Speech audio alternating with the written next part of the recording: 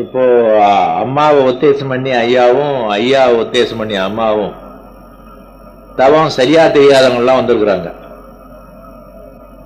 ஏதோ மழை பெஞ்சதுன்னு பள்ளிக்கூடத்தில் ஒதுங்கின மாதிரி மனைவினால வேட்பு நாள்னு மண்டத்துக்கு வந்திருக்கிறாங்க. இவர்களுக்கு நமது மனவளக்கலை தத்துவம் அவ்வளவு நல்ல அறிமுகம் இருக்காது. ஆகவே கொஞ்சம் கொஞ்சம் அது பற்றியும் மனைவியினுடைய ஒரு பெருமை பற்றியும் அருளன்னை பெருமை பற்றியும் சிறிது நேரம் நாம் சிந்தனை செய்யலாம். நண்பர்களே, இது மனவளக்கலை மன்றம். மனவளக்கலை என்பது ஒரு புது வார்த்தை. இதுவரைக்கும் நீங்க வேற எங்கேயும் இதை கேள்விப்பட்டிருக்க முடியாது. மனம் கேள்விப்பட்டிருப்பீங்க, மனவளம் கூட கேள்விப்பட்டிருக்க மாட்டீங்க.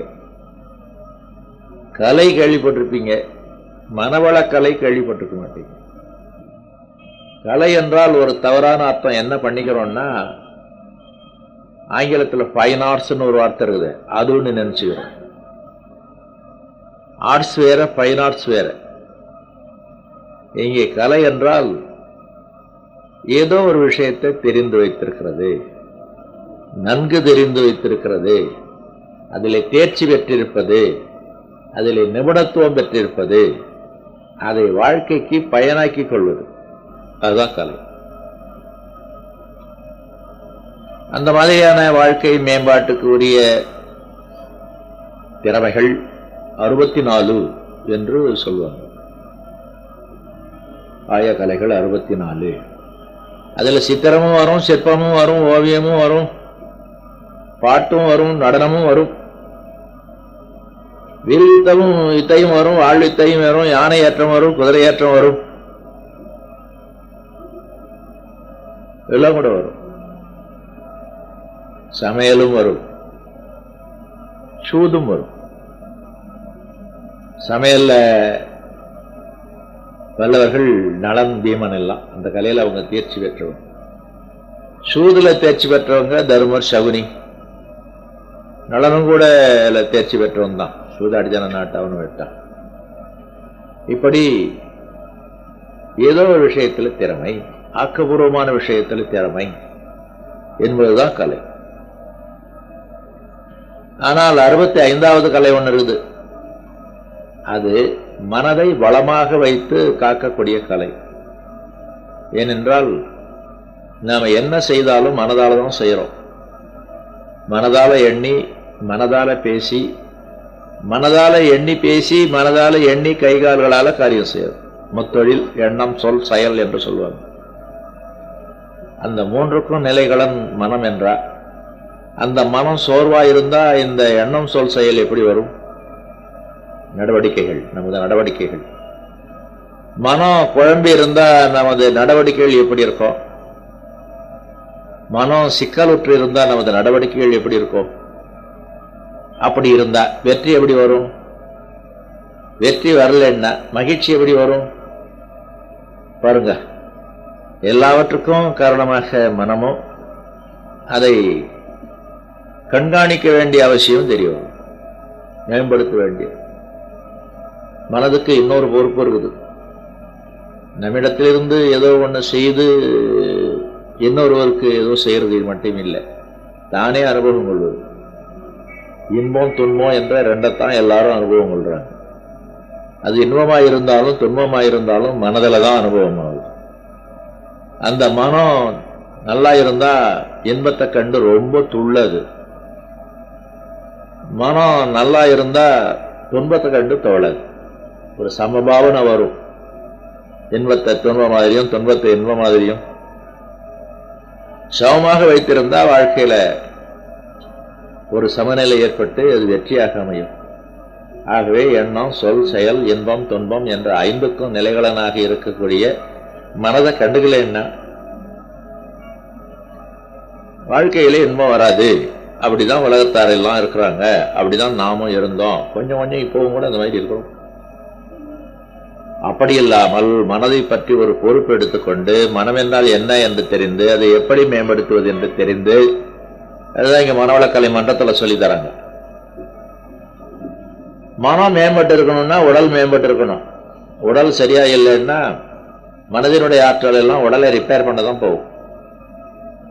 மனம் சரியா இல்லைன்னா, உடல் சரியா இல்லைன்னா வாழ்க்கையில என்னதான் மகிழ்ச்சி வந்தாலும் அதை அனுபவிக்க முடியாது. படுத்துதான் கிடக்கணும். எல்லாரும் சந்தோஷமா கொண்டாடுவாங்க தீபாவளி, வயிற்று வலின்னு சொல்லிட்டு படுத்திருப்பார்.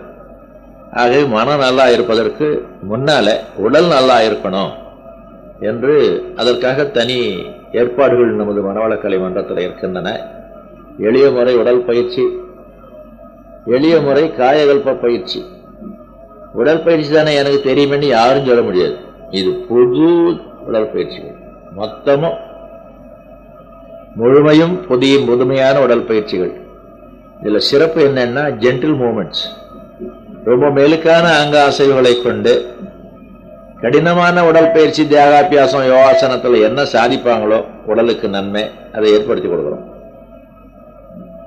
அதனால எளிய முறை உடல் பயிற்சி என்று அதற்கு பேரு. தினம் காலையில ஒரு 1/2 மணி நேரம் செய்யணும். அதுதான் கஷ்டம். நேரம் இருக்கிறது, அதை வேஸ்ட் பண்ணிட்டு நேரம் இல்லைன்னு சொல்றோம். இன்னும் இந்த உடற்பயிற்சி செய்து வந்தா நமது காரியமெல்லாம் சுலபமாக வெற்றியாக நடந்து விடுவதனால நேரம் மிச்சம் கிடக்கிறது பின்னால தெரிய வரும். இந்த காயகல்பம் என்பது மனப்பயிற்சிக்கு மனப்பயிற்சி, உடல் பயிற்சிக்கு உடல் பயிற்சி.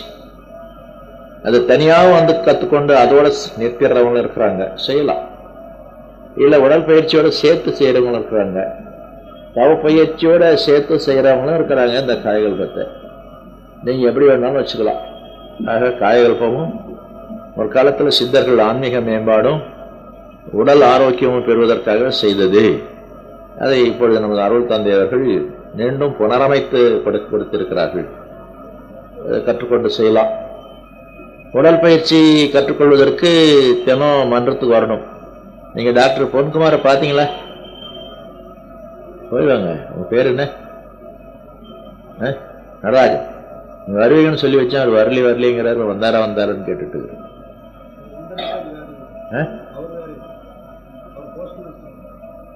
பெருமாறி இருந்தார் அவரு. சரி, அவரை கண்ட போனாரான்னு கேளுங்க. இந்த உடற்பயிற்சியை நீங்க மன்றத்தில் தொடர்பு கொண்டு இனமாக கற்றுக்கொள்ளலாம். ஒரு 3-4 நாள் வரும்படியா இருக்கும்.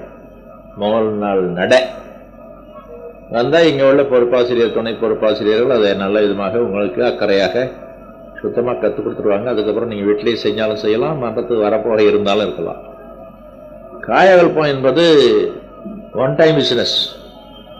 ஏதோ ஒரு ஹாலிடேல ஏற்பாடு பண்ணுவாங்க. ஒரு 3 மணி நேரம் வந்து இங்க உட்காந்து அது பற்றிய மேன்மையெல்லாம் எடுத்து சொல்லுவாங்க. நீங்க கேட்டு தெரிந்து கொள்ளணும். கடைசியா ஒரு 1/2 மணி நேரத்தில் செய்முறை டெமான்ஸ்ட்ரேஷன் சொல்லி கொடுப்பாங்க. அதை நீங்க வீட்டில் போய் டெய்லி பழகி கொள்ளலாம். மன்றத்துக்கு வரணும்னு அவசியம் இல்லை. ஆனா இந்த காயகல்பம் கற்றுக்கொள்வதற்கு ஒரு 50 ரூபா பணம் கட்டணும் தலைக்கு. தம்பதியாக இருந்தால் 75 ரூபா போதும், மாணவராக இருந்தால் 25 ரூபா போதும் என்று அதற்கு கட்டண விகிதம் இருக்குது. உடற்பயிற்சின்னா அதற்கப்புறம் தான் தவம், மனப்பயிற்சி, மனதால் செய்யக்கூடிய. அந்த காலத்துல யோகம் பெருமையா ஒரு வார்த்தையை போட்டு சொன்னாங்க. அதெல்லாம் ஒண்ணு யோகம் இல்லை. நம்ம தாவம் திருவள்ளுவரோடு வச்சிருக்கிற 27வது அதிகாரம், அதை பத்தி அவர் சொல்லியிருக்கிறார். நம்ம தமிழ், நம்ம தவம். அதே ஒரு பெருமையா சமஸ்கிருதத்துல சொன்னாதான் நல்லா இருக்கும். இந்த காலத்துல ஆங்கிலத்துல சொன்னா நல்லா இருக்குது பாருங்க. என்ன சொல்றீங்க தவமா? அதாங்க மெடிடேஷன். ஓ மெடிடேஷனா அப்படிம்பாங்க இந்த காலத்துல. அந்த காலத்துல இங்கிலீஷ்ல சொன்னாதான், சமஸ்கிருதத்துல சொன்னாதான் புரியும்னு யோகம் என்றும் தியானம் என்றும் சொல்லுவார். தவம், தவம் என்றாலே நமது வள்ளுவர் அந்த அதிகாரத்துல சொல்ற மாதிரி மனதை எடுத்து உயிரில் விடணும். வெடிக்கே இல்லை, இல்லைங்க சாதிக்கிறோம். மனதை எப்படி எடுக்கிறது? கரண்டியால் எடுக்கிறதா, சாமணத்தால் எடுக்கிறதா, 2 விரலால் எடுக்கிறதா, கை நிறைய எடுக்கிறதா? எடுக்கணும். ரொம்ப சுலபம். அந்த வேலையை உங்க ஆசிரியர் செஞ்சு கொடுத்துருவார். நீங்களே செய்யலாம். அது தீட்சைன்னு பேர். அப்போ மனதுக்கு உயிர் இருப்பது தெரிய வரும். எல்லாருக்கும் தான் உயிர் இருக்குது, யாருக்கும் தெரியும்? தெரியாது. அதை தெரிந்து கொள்வதுதான் தீட்சை. தீட்சை என்ற வார்த்தையை காட்டி கொடுக்கிறதுன்னு அர்த்தம். உயிரை காட்டிக் கொடுப்பது, தெய்வத்தை காட்டிக் கொடுப்பது என்ற அர்த்தம். அவ்வாறு தீட்சைகள் செய்து உட்கார்ந்து கையை கோர்த்து கண்ணு மூடி மனதால செய்யக்கூடிய வேலை இது. நீங்க வேற இடங்கள்ல கேள்விப்படுங்க. Are you doing yoga? யோகான்னு என்னங்க? இந்த உடலை திருப்பி தலைகீழ வச்சு விசித்திரமான பாஸ்டர்ல வச்சுட்டு நிக்கிறது, அதான் யோகா. யோகான்னு பரவி போச்சு. அதுகிட்ட போய் முட்டிக்கிட்டு நிக்க நமக்கு வேலை இல்லை. அது இல்லை யோகா. அது ஒரு தினசான உடல் பயிற்சி, சிரமமான உடல் பயிற்சி, நூதனமான உடல் பயிற்சி, சிக்கலான உடல் பயிற்சி, பின்விளைவு மோசமாக கூடிய உடல் பயிற்சி. அது வேண்டாம். நாம அந்த மாதிரி இல்லாம எளிமையான உடல் பயிற்சியை முதலிலேயே கத்துக்கிட்டு இப்பதான் யோகாவுக்கு வரும். உடல் பயிற்சியெல்லாம் கற்றுக்கொண்டு நீங்க உட்கார்ந்து தீட்சை வாங்குறீங்க பாருங்க, அதுதான் யோகம், தவம், தியானம். யார் வேணாலும் செய்யலாம். 4 தகுதிகள் வேணும் அப்படிம்பாங்க மகிழ்ச்சி. ஐயோ 4 தகுதியா? என்னென்ன தகுதியை தெரியலையே, அதெல்லாம் நமக்கு எங்க இருக்க போது அந்த தகுதி இல்ல அப்படின்னு யாரும் நினைக்க வேண்டாம். முதல் தகுதி உடல் இருக்கணும். இருக்குதா? இருக்குது, அப்பாடா. 2வது தகுதி உயிர் இருக்கணும். இருக்குதா?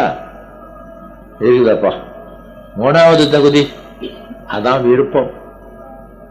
இது நாமே எடுத்துப்போம், செய்து பார்ப்போம், நன்மை வரும்னு சொல்றாங்க.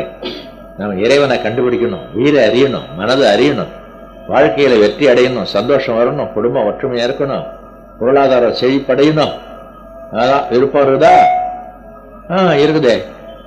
சரி, உட்காருங்க. ஆனா கிடைச்சிடும். முயற்சி வேண்டும். 4வது தகுதி முயற்சி, விடாமுயற்சி.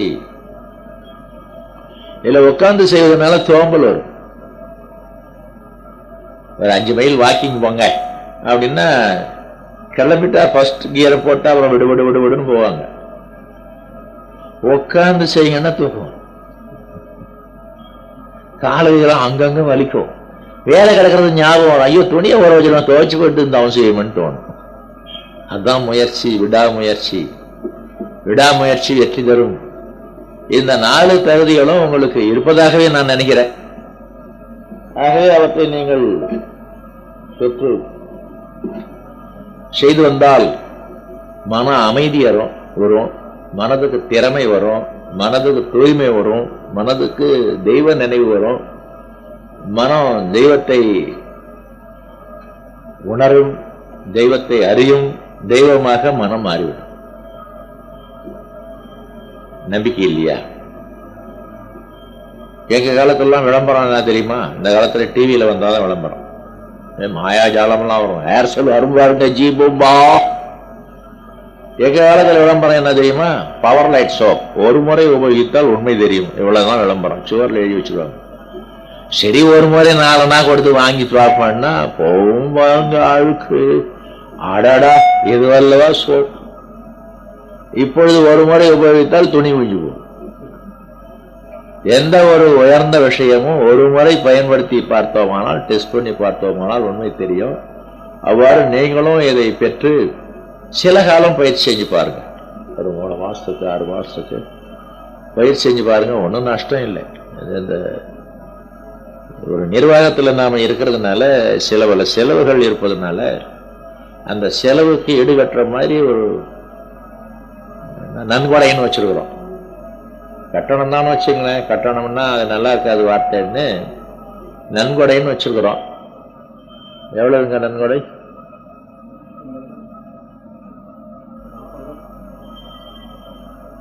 120 ரூபா. அதெல்லாம் சொல்லக்கூடாது. 120 ரூபா கட்டி நீங்க மன்றத்துல சேர்ந்துகிட்டா 1 வருஷத்துக்கு அன்பொழி இனாம்.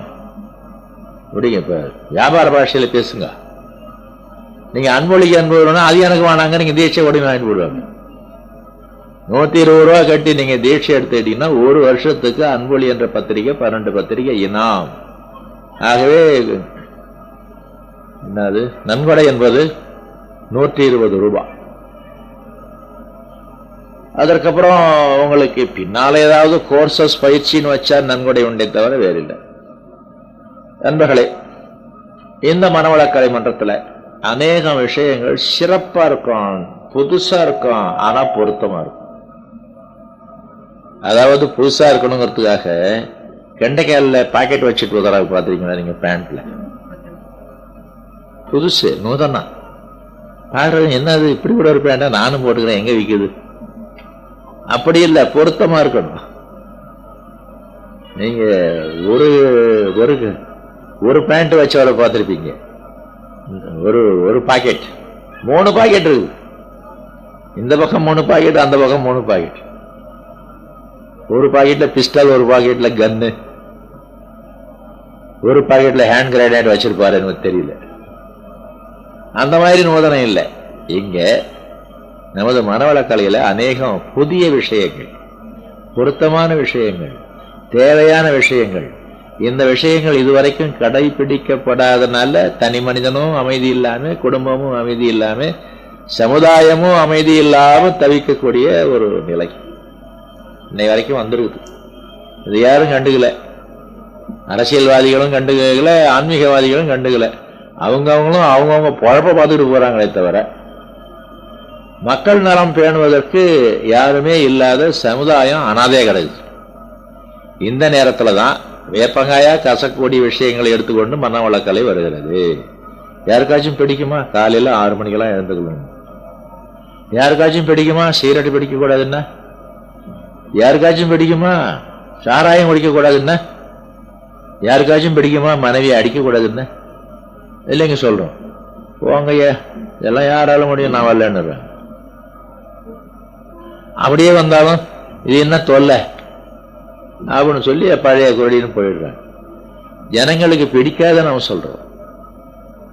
அதாவது தாய்மார்களும் அரசாங்கமும் ஒண்ணும் வேணாம், குழந்தைகளுக்கு எது பிடிக்குமோ அதுதான் குடிப்பாங்க தாய்மார். ஜனங்களுக்கு எது பிடிக்குமோ அதுதான் கொடுக்கும் அரசாங்கம். ஜனங்களுக்கு என்ன பிடிக்கும்? பீடி பிடிக்கும், அது கொடுக்குறாங்க. அது தடையெல்லாம் கிடையாது, எங்க வேணாலும் குடிச்சுக்கலாம். பான் பராக் பிடிக்கும், ஜனங்க கொடுக்குறாங்க அரசாங்கம். லாட்டரி சீட்டு பிடிக்கும், அரசாங்கத்தில் கொடுக்குறாங்க. இதெல்லாம் ஜனங்களுக்கு ரொம்ப நன்மையா, ஜனங்களுக்கு பிடிக்குது, அதுதான் அரசாங்கம். அம்மாமார்கள் என்ன செய்யறாங்க? ஐஸ்கிரீம் கொடுக்குறாங்க, சாக்லேட் கொடுக்குறாங்க, பம்பிள் கம் கொடுக்குறாங்க. என்னென்ன குழந்தைகளுக்கு பிடிக்குமோ அதெல்லாம் குழந்தைகளுக்கு நன்மையா, அது அப்பாவுக்கு தான் தெரியும். இதெல்லாம் வாங்கி கொடுத்து என் பிள்ளை வயத்தை கெடுக்கிறியே அப்படின்னு அவர் சொல்றார். யார்? அப்பா அம்மார்கள் என்ன செய்வாங்க? பெண்குலத்தை பத்தி பேச வேண்டிய நாள் இது. நீங்க சிந்தனை பண்ணி பாருங்க. இந்த கசப்பு மருந்த கையில வச்சிருக்கு மனவளக்கலை மன்றம். பெண்கள் கூட்டம் இதையும் மீறி வருதுன்னா ஆச்சரியம். சாக்லேட் வாங்கி கொடுக்கலாமா குழந்தைக்கு? நன்மையா தீமையா? அது நன்மைங்க அப்படின்னு சொல்றவங்க கை தூக்குங்க. பெண்மணிகள் ஐஸ்கிரீம், ஃப்ரிட்ஜ் ஐட்டம்ஸ் ரொம்ப ரொம்ப நல்லதுங்க குழந்தைக்கு, அதனால மூளை வளரும், இல்ல முழங்கால் வளரும். எனக்கு தெரியும், இந்த விஞ்ஞானத்துல சொல்லியிருக்கிறாங்க, இல்லதான் டிவியில தான் சொன்னாங்க. கை தூக்குங்க. இதெல்லாம் கெடுதல் என்று எனக்கு தெரியாதே அப்படிங்கிறவங்க கை தூக்குங்க. என்ன சொல்றது இவங்களை? குழந்தைகளுடைய எதிரி, குழந்தைகளுடைய எதிர்காலத்தினுடைய எதிரி, குழந்தைகளுடைய உடல் நலத்துடைய எதிரி, அப்படித்தான் நிலவரம். இந்த அறியாமையை போக்க வேண்டும் என்ற துணிச்சல் உடையது மனவளக்கலை. அரசாங்கம் அது நேரத்தான் எது நல்லதோ அதை விட்டு எது ஜனங்களுக்கு பிடிக்குதோ.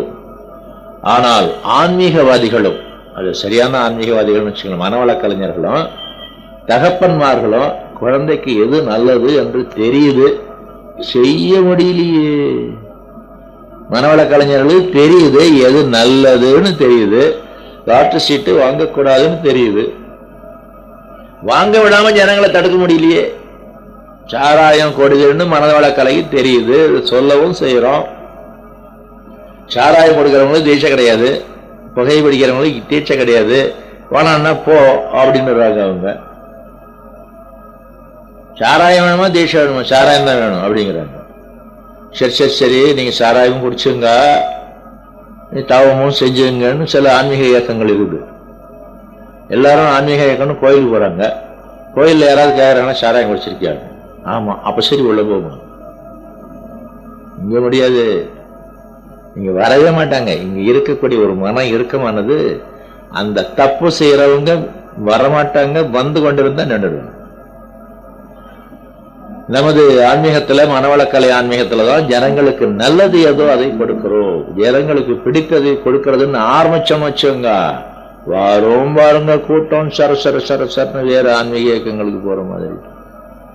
ஆகவே என்பர்களே, இந்த மனவளக்கலையில பெண்களுக்கு மதிப்பு கொடுக்கிறோம், கணவன்மார்கள்லாம் சொல்லிக் கொடுக்கிறோம், சமமா நடத்தணும். இதுல சினந்த வித்தல் என்று ஒரு பயிற்சி, செய்முறை பயிற்சி இருக்கிறது, கோபம் இல்லாம இருக்கிறது. ஆண்கள்லாம் சொல்லுங்க, யாரு மேல கோபம் வருது? அரசாங்கத்து மேல கோபம் வருதா? முனிசிபாலிட்டி மேல கோபம் வருதா?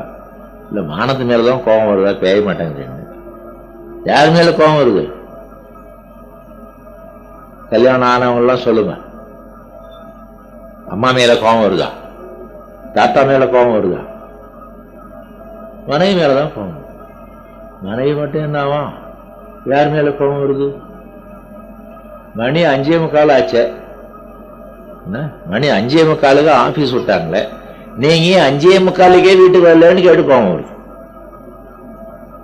நான் நடந்ததை சொல்றேன். 6 மணிக்கு வரலன்னா கூட சொல்லலாம், அடிச்சுக்கோ பிடிச்சுக்கோன்னு வான வீதி வழியா ஹெலிகாப்டர் வந்து இறங்கினாலும் முடியலாம் 1/4 மணி நேரத்துல. 5:45 ஆபீஸ் விட்டா நீங்க 5:45 வீட்டுக்கு வரலன்னா கோவம் வந்து பேச மாட்டேங்கிறாங்க, மூஞ்சி உம்முன்னு வச்சுக்கிறாங்க, கூப்பிட்டா ஏன்னு கேட்க மாட்டேங்கிறாங்க, சமைச்ச சமையல போட மாட்டேங்கிறாங்க, தான் சாப்பிடாம படுத்துக்கிறாங்க. மனைவிகளுக்கெல்லாம் என்ன வருதுன்னு நினைக்கிறீங்க? கணவன் மேல. ஆகவே தம்பதிகள் 2 பேரும் தம்பதிகள் தானா என்று கண்டுபிடிக்கிறதுக்கு ஒருத்தர் மேல ஒருத்தர் கோபம் வருதா, அப்ப சரி தம்பதிகள் தான் என்று ஒரு ஃபார்முலா வந்த மாதிரி இருக்கு. எங்கே நான் மனவளக்கலை மன்றம் தலையிடுகிறது, உங்கள் குடும்பத்திலே தலையிடுகிறது. மனைவியை மதிப்போடு நடத்துங்க, கணவனுக்கு கொடுக்க வேண்டிய மதிப்பை கொடுத்துருங்க, 2 பேரையும் ஒருவரை ஒருவர் வாழ்த்துங்க, ஒருவர் உள்ளத்தை இன்னொருவர் புரிந்து கொள்ளுங்க. ஏதோ சில காரணமாக அவங்க அப்படி இருக்கலாம், இப்படி இருக்கலாம், விட்டு கொடுங்க, அட்ஜஸ்ட் பண்ணி இங்க சரியா இல்லையா, அது நமக்கு இல்லை, எது ஏதோ ஒரு ஐட்டம் நமக்கு இல்லை, அது கிடக்குப்பா அப்படி விட்டுடுங்க, தியாகம் பண்ணு, டாலரன்ஸ், அட்ஜஸ்ட்மெண்ட், சாக்ரிஃபைஸ். அதாவது சகிப்புத்தன்மை, வளைந்து கொடுத்தல், தியாகம் பண்ணுதல் என்ற கோட்பாடுகளை கடைபிடிக்க வேண்டும். குடும்பத்திலே கணவனும் மனைவியும், ஆணும் பெண்ணும் தங்களை பொறுத்த வரைக்கும், தங்கள் மாமன் மாமி போன்ற மூத்தோரை பொறுத்த வரைக்கும், குழந்தைகளை பொறுத்த வரைக்கும் இந்த 3 ஃபார்முலா: சகிப்புத்தன்மை, வளைந்து கொடுத்தல், தியாகம் பண்ண. ஆம்பளை இல்லையா அப்படின்னு கேட்பாங்க. எத்தனை வீட்டுல ஆம்பளைங்க நாங்க சொல்றதோட மோசமா இருக்கிறாங்க தெரியுமா? வளைந்து கொடுக்க மாட்டாங்க, படுத்துக்கோ, வண்டி போட்டுருவோம், அங்கேயும் குடும்பம் நடக்குதானே செய்யும். ஆகவே யாரிடத்துல தாழ்ந்து போறோம், அது வேறு தாழ்ந்து போறதுன்னு வச்சுங்க. யாரிடத்துல தாழ்ந்து போறோம்? நம்ம வாழ்க்கை துணை தானே. இது மேல்நாடா இருந்தா கூட ஏதோ பண்ணிடலாம், இல்ல வேறு மதமா இருந்தா தலாக் தலாக் தலாக் போயிட்டு வா டாட்டான்னு சொல்லிடலாம். இது இந்து மதம், இது பாரத நாடு, இது தமிழ்நாடு, கல்லானாலும் கணவன், பொல்லானாலும் புருஷன் என்று வெந்தத்தினட்டு விதி வந்து சாகாமே மனசை மகிழ்ச்சியாக வைத்து காக்க முடியும், எது எப்படி இருந்தாலும். ஆகவே கணவனிடத்துல அல்லது மனைவியிடத்துல விட்டு கொடுக்கிறது தப்பு இல்லை. கணவியோடு, கடவுனோடு அல்லது மனைவியோடு வளைந்து கொடுப்பது தவறில்லை. கணவனுக்காக மனைவிக்காக ஏதோ ஒரு விஷயத்தை தியாகம் பண்றது தப்பு இல்லை. ஒரு கணவன் மனைவி எனக்கு தெரியும், அவர் சிகரெட் குடிப்பார், அந்த அம்மாவுக்கு சிகரெட் நாத்தையும் பிடிக்காது. இல்லை பாருங்க, நீங்க சிகரெட்டு குடிக்கிறா இருந்தா உள்ள வர வேணாண்டா, மனைவி தியாகம் பண்ணலாமா, சிகரெட்டு தியாகம் பண்ணலாம், ஏதோ ஒன்று பண்ணிதான் ஆகணும். அந்த விதமாக எது நல்லதோ, எது மேம்பாடானதோ அந்த விதமாக இந்த 3 கோட்பாடுகளையும் கடைபிடிப்பது சீரமம், சாத்தியமில்லை. மற்றவர்களுக்கு, மனவள கலைஞர்களுக்கு சாத்தியம். தவம் செய்வதனால, மனம் ஒடுங்கி நிற்பதனால, மனம் ஆழ்ந்து நிற்பதனால, மனம் அமைதியா நிற்பதனால உள்ளது விளங்கும், நல்லது தெரியும், அல்லதை விட முடியும். இந்த பொறுமை சகிப்புத்தன்மையெல்லாம் தானாவே இயல்பாக வந்துடும். அதுல நன்மை இருக்குன்னு தெரியும், அதை சாத்தியப்படுத்தவும் முடியும். அதற்காக விசேஷ பயிற்சிகளும், தவ பயிற்சி இல்லாம விசேஷ பயிற்சிகளும் இங்க வச்சிருக்கிறாங்க. ஆகவே நமது குண்டல் யோகமானது, மனவள கலைக்கு பழைய பேர் குண்டல் யோகம். அது கொஞ்ச காலம் எளிய முறை குண்டல் யோகம்னு சொல்லி இருந்தோம். அதுவும் பேரே கடாமடான்னு இருக்கு, கேட்கறவங்க சரியா புரிஞ்சிக்க மாட்டேங்கிறாங்க என்று அந்த பேரையே எடுத்துட்டு மனவள கலைன்னு வச்சிருக்கிறோம். ஆனாலும் அது குண்டல் யோகம் தான். இந்த குண்டல் யோகம் குடும்பத்தோடு செய்யக்கூடியது, கணவன் மனைவியாக செய்யக்கூடியது. கல்யாணம் பண்ணிக்காம இருந்தாலும் செய்யலாம், ஆனால் கல்யாணம் பண்ணிக்கணும்.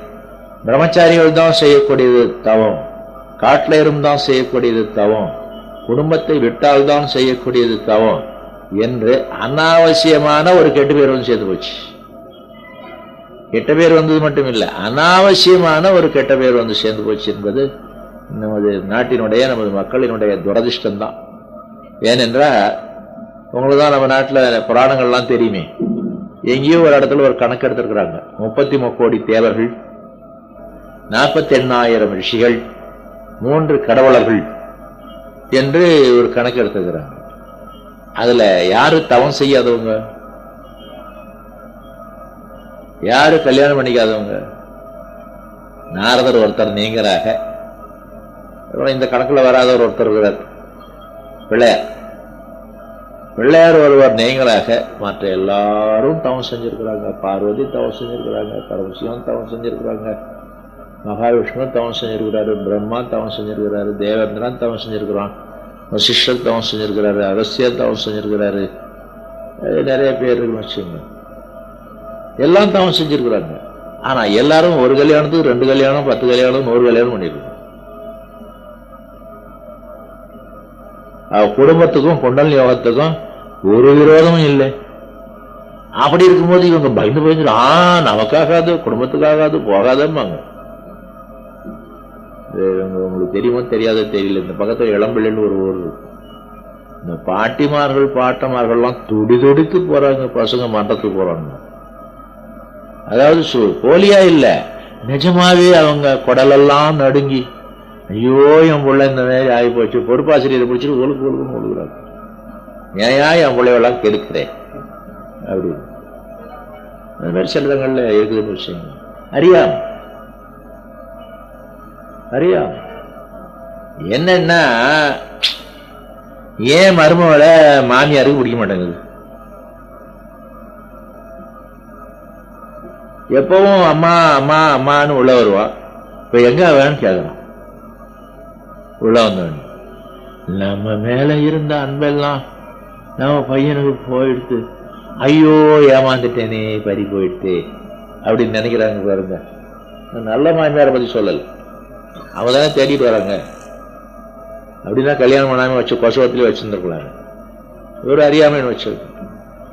எப்பவும் ஆபீஸ் முடிஞ்சா, பள்ளிக்கூடம் முடிஞ்சா வீட்டுக்கு வரவன் போய் மண்டத்துல உட்காந்துக்கிறான். இந்த நாமெல்லாம் எதுக்கு வெட்டியா உட்காந்துருக்கிறோம் டிவி முன்னால முட்டா என்னென்ன பண்றோம், அதை நம்மளோட வசதி பண்றோம் அப்படிங்கிற ஒரு குறை உணர்வுன்னு வச்சுக்கோங்க. கோயிலுக்கு போறது மாதிரி மன்றத்துக்கு போறது. இந்த மன்றத்தை கூட சைஸா இருக்குது, கோவர மாதிரி இருக்குது இல்லையா, பிளாட்டா இல்லையே. ஆகவே இதை கோயில்னு சொல்லலாம். அப்படிதான் பேர் வைக்கிறோம். அறிவு திருக்கோயில் என்று புதுசா கட்டக்கூடியதுக்கு பேர் வச்சிடறோம். கூரையாலே அறிவு திருக்கோயில் நிறைய இருக்கு. இந்த அம்மா பேட்டை, அம்மா பேட்டையில பாருங்க, அறிவு திருக்கோயில்னு போட்டிருக்கோம். கூரை கட்டடம். ஜெயங்கொண்டத்தில் அறிவு திருக்கோயில் போட்டிருப்பாங்க, கூரை கட்டடம். காசு தான் கட்டிக்கலாம், செங்கல்ல இல்ல கோபுரம் மாதிரி கட்டிக்கிட்டு சில இடத்துல. கல்யாண மண்டபம் மாதிரி கட்டி கூட அறிவு திருக்கோயிலுங்கிறாங்க திண்டுக்கல்ல. கோயில் மாதிரியே கட்டி திருநெல்வேலியில அறிவு திருக்கோயிலுங்கிறாங்க. ஆக ஆன்மீக நடவடிக்கைகள் நடந்தால் அது கோயில் என்றால் இதுவும் கோயில் தான். கோயிலுக்கு போறது மாதிரி மன்றத்துக்கு போறது, ரசிகர் மன்றத்துக்கு போறதை விட இந்த மனவள கலை மன்றம் தேவையில்லை. சூதாட்ட கடைக்கு போறதை விட இது தேவையில்லை. சாராய கடைக்கு போறதை விட இது தேவையில்லை என்று நினைச்சு பார்க்கணும். அப்படிப்பட்டவங்க ஆகவே நீங்களும் சரி, உங்களுடைய குடும்பத்தில் இருக்கக்கூடியவங்களும் சரி, குடும்பத்தோடு வந்து இதில் இணைந்து கொள்ள வேண்டும். கூட்டமாக வந்து 5 பேர் 4 பேர் 3 பேர் என்று வந்து வாரத்தில் ஒரு நாள் டெய்லி வரதை பற்றி ரொம்ப சந்தோஷம். அது எல்லாருக்கும் சாத்தியப்படாது. அதை வீட்டில் செய்து கொள்ள வேண்டியது. அவரவர்களும் இந்த ஆன்மீக நடவடிக்கைகளை வீட்டில் செய்து கொண்டு மன்றத்தில் ஒரு நாள் வந்து இருந்துட்டு போகணும். அப்படி வரக்கூடியவங்ககிட்ட சில டவுன்ஸ் சொல்லி அனுப்புகிறோம். புகைப்பிடிக்கக்கூடாது, புலால் சாப்பிடக்கூடாது, சாராயம் சாப்பிடக்கூடாது, மனைவி அடிக்கக்கூடாது, மனைவியை கோச்சிக்கூடாது. என்ன மனைவி ரொம்ப வசதி, யாரையுமே கோச்சிக்கூடாது. நிறைய டோன்ட் சொல்லி அனுப்புகிறோம். எல்லாம் அவர்களுடைய மேம்பாட்டுக்காக தவிர, யாரோ ஃபாலோ பண்றாங்களோ அவர்களுடைய மேம்பாட்டுக்கானதை தவிர அதர் பார்ட்டியோட மேம்பாட்டுக்கு இல்லை. அதர் பார்ட்டியோட மேம்பாடு இருக்குது, நான் இல்லைன்னு சொல்லல. சுய மேம்பாடு தான் இல்லை ரொம்ப அதிகம் என்பதை நீங்க சிந்தனை பண்ணி பார்த்தீங்கன்னா மனசு கலகலன்னு இருக்கும். குற்ற உணர்வு கிடையாது. யாராயிருந்தாலும் கிரிமினலாயிருந்தாலும் குற்றம் செய்தால் குற்ற உணர்வு என்று ஒன்று வரும். சைக்காலஜியில் கில்ட்டி கான்சியஸ்னஸ் சொல்லுவாங்க. அந்த குற்ற உணர்வை வைத்துக்கொண்டு சோறு தின்னா கூட ருசிக்கிறது.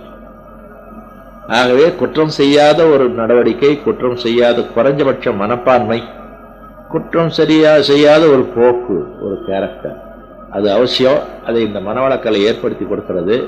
குற்றம் செய்து பழக்கம் உள்ளவர்கள் குற்றம் செய்யாமல் இருப்பது கஷ்டம். சிகரெட் பிடிப்பது கெடுதல் என்று இதை மாதிரிதான் ஒவ்வொருவரும் ஒவ்வொரு தவறுல இருக்கிறாங்க. சின்ன பொண்ணு மருமக அவளை கடிந்து கொள்வது தவறுன்னு மாமியாருக்கு தெரியாதா? அவங்க நீண்ட காலமா வாழ்ந்து அதிலேயே இறுகி போயிட்டாங்க, அவங்களை திருத்த முடியாது என்று மருமகளுக்கு தெரியாதா? எல்லாரும் தெரியும். தாங்களை கட்டுப்படுத்திக் கொள்ள தெரிந்து கொள்ள முடியவில்லை. அதை அந்த முடியவில்லை என்பதை நீக்கி முடிய வைக்கக்கூடிய மனோ ஆற்றலை, மன பக்குவத்தை கொடுக்கக்கூடியது மனவளக்கலை. அதை நீங்க சரத்தையா செய்து வந்தா. ஆகவே எல்லோரும் நல்லவர்களாக மாறி, எல்லோரும் சிறந்தவர்களாக உயர்ந்தவர்களாக மாறி, எல்லோரும் இன்பம் அனுபவிக்கக்கூடியவர்களாக மாறி வாழக்கூடியது இந்த மனவளக்கலை. ஆகவே இந்த மனவளக்கலை பயிற்சி செய்யறவங்கள்ட்ட குடும்ப அமைதி ஏற்படும். முதல்ல உடம்பு நல்லா இருந்தாலே குடும்ப அமைதி உண்டு. தலை வலிக்குதுன்னு வச்சுங்க, உங்களுக்கு சாக்லேட்டு கடை கொடுப்பீங்களா? குழந்தை கேட்டால் கன்னத்தில் ஒன்று தான் கொடுப்பீங்க. ஆகவே இங்கே உடல் பயிற்சி செய்வதனாலையும் மற்ற காய்கள் போன்ற தவம் செய்வதனாலையும் அவரவர்கள் உடல் நலமாவதனாலேயே குடும்பத்தில் பிரச்சனை வராது, குறையும். தவம் செய்வதனால ஒரு இனிமையான அலை இயக்கம் உள்ள வந்துடும். ஒரு கோயிலில் எப்படிப்பட்ட அலை இயக்கம் இருக்கோ, ஒரு சுடுகாட்டில் எப்படிப்பட்ட அலை இயக்கம் இருக்கும். ஆகவே அலை இயக்கம் என்பதை இங்கே விளக்கி சொல்ல நேரம் இல்லாதனால 2 உதாரணம் சொல்லிட்டேன். கோயில் மாதிரியான ஒரு அலை இயக்கத்தை லட்சுமிகரம்னு சொல்றாங்க பாருங்க, அதான் வச்சுங்களேன். நீங்க கண்டுபிடிக்கலாம். சில வீட்டில் நுழைஞ்ச உடனே எப்போ வெளியே போகணும்னு தோணும் உங்களுக்கு. சில வீட்டில் நுழைஞ்சாக்கா போயிட்டு வராங்க சொல்லிக்கிட்டே நின்றுட்டு இருப்போம். காரணம் என்ன? நல்ல அலை இயக்கம் இருக்கக்கூடிய இடத்துல அந்த இடத்த விட்டு கேள்வி மனம் வராது. அதுலேருந்து நீங்க அலை இயக்கம்னா என்னன்னு தெரிந்து கொள்ளுங்க. அந்த மாதிரியான ஒரு நல்ல அலை இயக்கம் நீங்க மனவளக்கலை சேர்ந்து கொண்டதுனால, தவம் செய்வதனால நல்ல அலை இயக்கம் வந்து போச்சுன்னு வச்சுங்க, நோயும் வராது, நொடியும் வராது. நொடின்னா திடீர்னு ஒரு ஏதோ ஒன்று ஏற்பட்டு குடும்ப அந்தஸ்து தாழ்ந்து போகும். பொருளாதார இறக்கம் மட்டும் இல்லை, ஏதோ ஒரு அமங்கலமான ஒரு சூழல் நடந்து, ஒரு அவப்பெயர் ஏற்பட்டு இல்லை துரதிருஷ்டம் நடந்து மனம் வருந்தி கொண்டு இருக்கிற மாதிரியான ஒரு நிலை வந்ததுன்னு வச்சுங்க, அதான் நொடி. நொடிச்சு போயிட்டாரு, அவர்கள் நல்லா வாழ்ந்தார், நொடிச்சு போயிட்டாருன்னு சொல்றாங்க இல்லையா?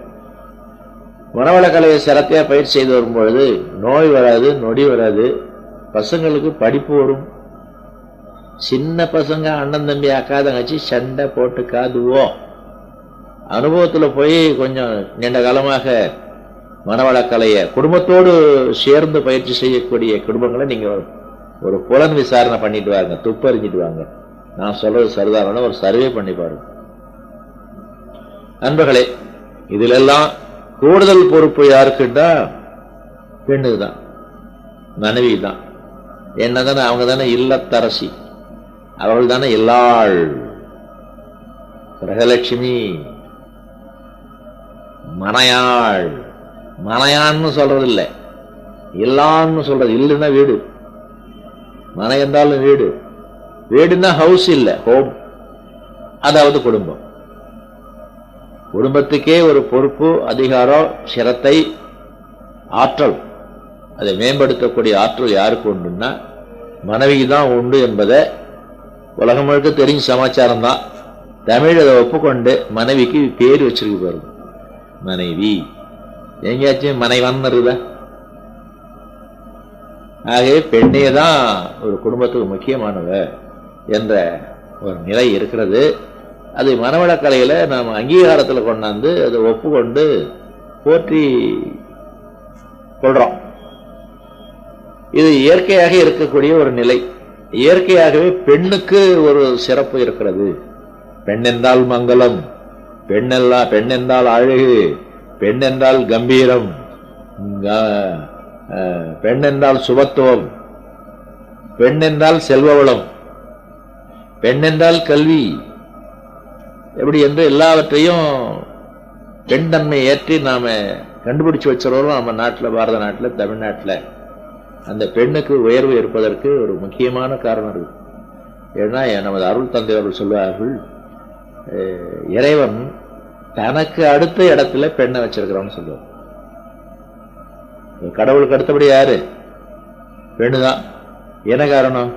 கடவுள் உலகத்தை படைக்கிறவர், பெண்கள் உலகத்தில் ஜீவராசிகளை படைப்பவர்கள், மனிதர்களை படைப்பவர்கள்.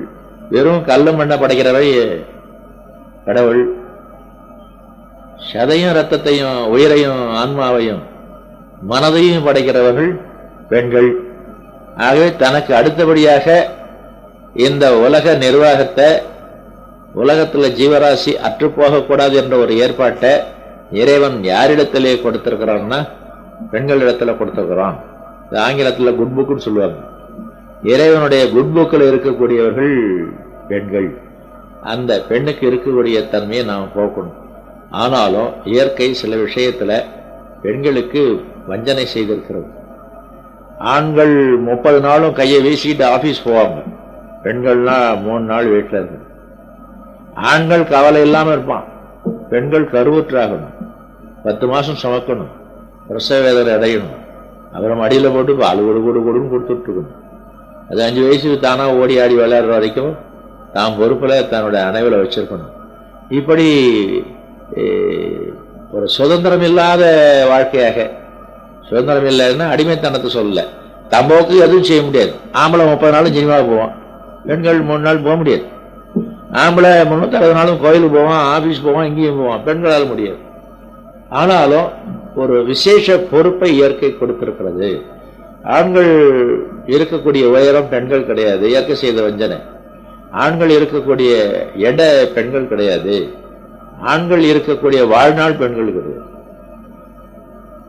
இப்படியெல்லாம் இயற்கை செய்திருக்கக்கூடிய வஞ்சனையை நாம் சமப்படுத்துவதற்காக பெண்களுக்கு கூடுதல் முக்கியத்துவம் கொடுக்கணும் என்று நமது மனவளக்கலையில கொடுக்கிறோம். அந்த மாதிரி இருந்தால் அந்த நன்மை மொத்தம் அந்த பெண்ணு அம்மா வீட்டில் கொண்டு கொடுக்கறது இல்லை. தெரியுமா உங்களுக்கு? நீங்க பெண்கள் இடத்துல என்ன கொடுத்தாலும் என்ன கொடுக்குறோம் தெரியுமா? சம்பாதிச்சாலும் கொடுத்துடுறோம். இல்லைங்க எங்க வீட்டில் கொடுக்க மாட்டேங்கிறாரு, அவரை வச்சுட்டு செலவு செய்வார்னு சொல்லுவீங்க நீங்க இல்லையா? அதில் இப்போ கழுத்துல செயின் போட்டுறீங்களே, என்ன அது? சம்பாதிச்சாலும் கொடுத்தது தானே. இந்த இடத்துல இன்னும் கொஞ்சம் பெண்கள் தாங்களே ஏமாந்து போறாங்க.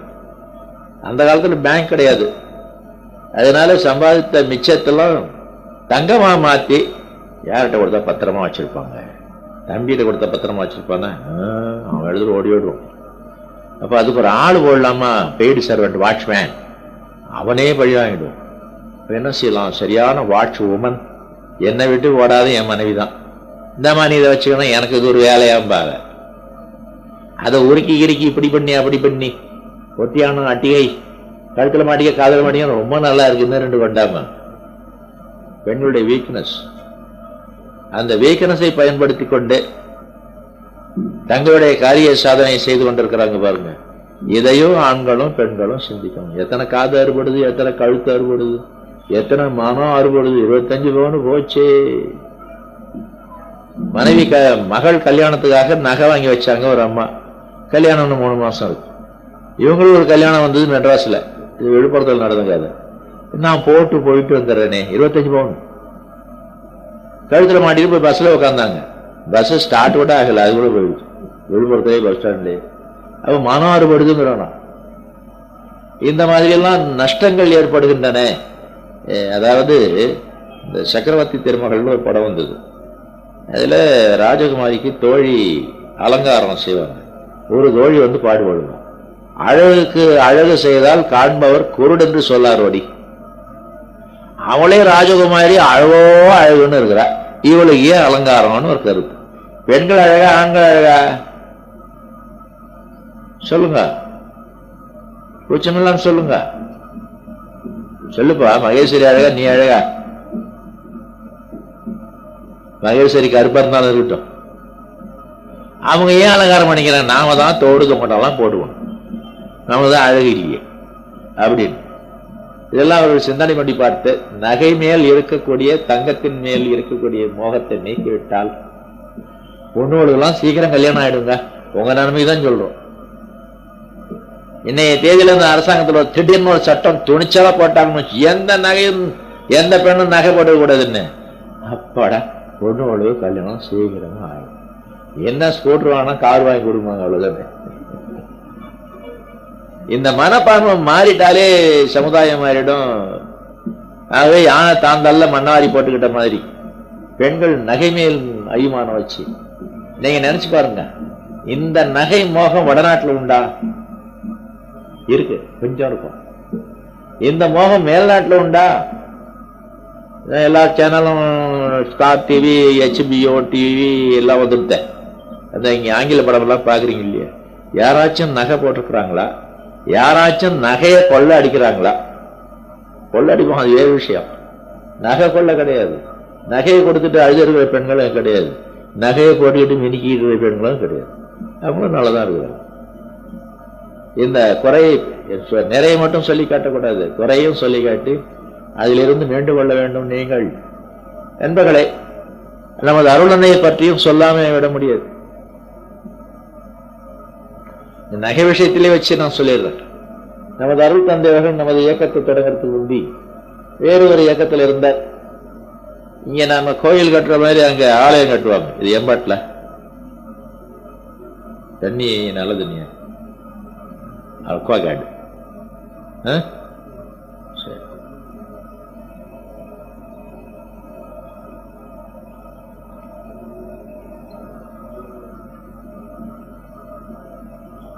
ஆண்டுகள்லாம் கோடி மடம் கட்டின மாதிரி அந்த இயக்கத்துல நாம ஒரு ஆலயம் கட்டணும் அப்படின்னு முடிவு பண்ண. எல்லாரும் ஆண்டி, நீ எவ்வளவு தரம், நான் எவ்வளவு தரம், ஒருத்தர் ஒரு பைசா கூட அங்க வசூலாகல. நோட்புக்ல மகரிஷி மட்டும் ரொம்ப வருத்தமா இருக்கு. என்ன நாமளும் இருந்த இயக்கத்துல என்ன பிரயோஜனம், நாம ஒரு உருவாதாரம் சொல்ல முடியலையே அப்படின்னு அவரும் ஒரு வீட்டுக்கு போனாரு. நல்ல மனைவி. அதனால ஐயா மனசுல ஏதோ முள்ளு இருக்குன்னு தெரிஞ்சுக்கிட்டாங்க நம்ம அம்மா. ஏன், என்ன சரியா வருத்தமா? அதெல்லாம் ஒண்ணு இல்லை. இல்லை இல்லை, என்னமோ வருத்தம் கேட்ட சொல்லுங்க. ஓன்ட்ட சொல்லி என்ன ஆகும் போகுது சொல்லுங்களேன் அப்படின்னு சொன்னாங்க. வேறு ஒரு ஆலயம் கட்டணும், முடிவு மன்றம் கட்டணும்னு சொன்னாங்க. வசூல் யார் யார் எவ்வளவு தாரிங்கன்னு சொன்னாங்க. ஒருத்தருமே வாய திறக்கல, நானும் வாய திறக்கல. நம்மகிட்ட மட்டும் இருந்தா நாம ஒருத்தரையே அந்த கோயிலை கட்டி கொடுத்துடலாம். ஏன் நம்மகிட்ட இல்லை? இருக்குதே அப்படின்னு. 19,000 ரூபாய் வேணுமா அப்படின்னு.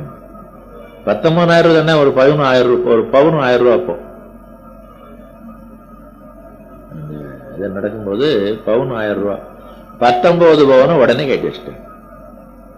அவ்வளவுதான் கட்டணும். காதலையும் மூக்கலையும் இருந்ததெல்லாம் வச்சுக்கிட்டு மிச்சமெல்லாம் கட்டி கொடுத்தேன். வச்சு கோயில் கட்டியாச்சு. கோயில் அங்கேதான் இருக்குன்னு வச்சு.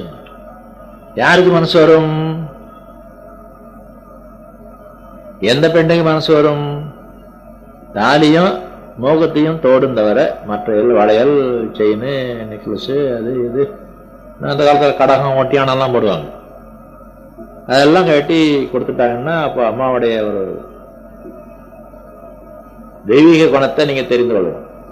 இந்த காய்கறி வித்துட்டு போறாங்க, கீரை வித்துட்டு போறாங்க பாருங்க, அவங்கெல்லாம் வந்து கொடுக்கும்போது கிழிஞ்ச புடவை கட்டியிருந்தாக்கா காய்கறி வாங்கிட்டு உள்ள அழைச்சிட்டு போய் ஐயா அம்மா 2 பேரும். ஐயா அம்மாக்களுக்கு வாங்கி வைத்திருக்கக்கூடிய புதிய புடவையை கொடுத்து கட்டி வசூல். ஆகவே ஐயா புடவை வாங்கி கொடுத்துட்டே இருக்க வேண்டியதுதான். அம்மா கட்டுறது ரொம்ப கஷ்டம்.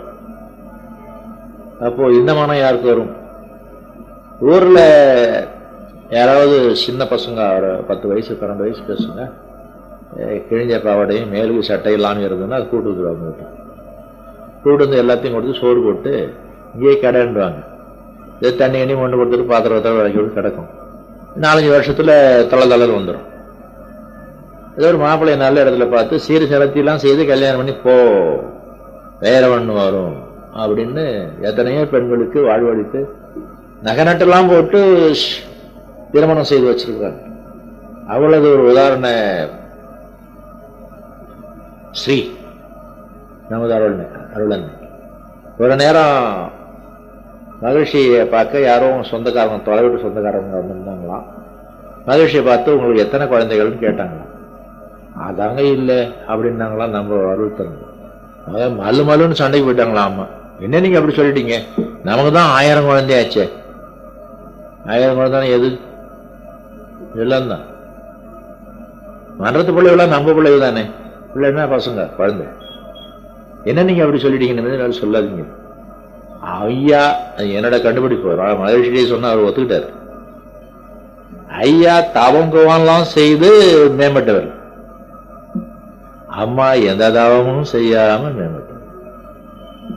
தவம் எல்லாம் சொல்லிக் கொடுக்கப்பட்டது. அருள்நிதி பயிற்சி வரைக்கும், ஆசிரியர் பயிற்சி வரைக்கும் வந்தாங்கன்னு வச்சுங்களேன், செய்யறதே கிடையாது. அப்ப இப்ப எப்படி இவ்வளவு மேம்பாடு வந்ததுன்னா, என்பான் இயற்கையாகவே நற்குணங்கள் மேம்பட்டவர்கள். அவர்கள் வாழ்க்கை துணையாக வேதாத்திரிக்கு கிடைச்சதுனால வேதாத்திரி மகிழ்ச்சியானார். இப்ப யாரால யார் சிறக்கிறாங்க? ஆவதும் பெண்ணாலே அழிவதும் பெண்ணாலேன்னா நீங்க வேற மாதிரி நினைச்சுக்கூடாது. நல்லது ஆவதும் பெண்ணாலே, தீயது அழிவதும் பெண்ணாலே என்று உங்களிடத்துல, மனைவியரிடத்துல, பெண்களிடத்துல இத்தனை சிறப்பு இருக்கிறது என்பது முதல்ல அவர்களையும் தெரிந்து கொள்ள வேண்டும். வேதாத்திரியம் 14ல் ஒண்ணு தெரியுமா? சிறப்புணர்ந்த பெண் மதிப்பு. ஞானிகள்லாம் வார்த்தையை சாதாரண போட மாட்டாங்க. பெண் மதிப்பு இல்லை, பெண்ணிடத்திலே எவ்வளவு சிறப்பு இருக்குன்னு உணர்ந்த பெண்ணினுடைய மதிப்பு. தங்களிடத்தில் இவ்வளவு சிறப்பு இருக்குன்னு தெரியாத பெண்கள் மோசமா தான் இருப்பாங்க. இவ்வளவு சிறப்பு இருக்குது, அதை எக்ஸ்ப்ளாய்ட் பண்ண வேண்டும், குடும்ப மேன்மைக்கு பயன்படுத்த வேண்டும், நம்ம சந்ததி மேன்மைக்கு பயன்படுத்தணும்னு நினைச்சா ஒவ்வொருவரும் ஒரு குடும்பத் தலைவனை, ஒரு நாட்டுக்கு தலைவனை, ஒரு அறிஞனை, ஒரு ஞானியை பெற்று வளர்த்து கொடுக்கலாம் என்ற ஒரு பெரிய பொறுப்பு, சிறப்பு தங்களிடத்தில் இருப்பதை உணர்ந்து கொள்ள வேண்டும் என்று கூறி நிறைவு செய்யலாம். வாழ்க வளமுடன்.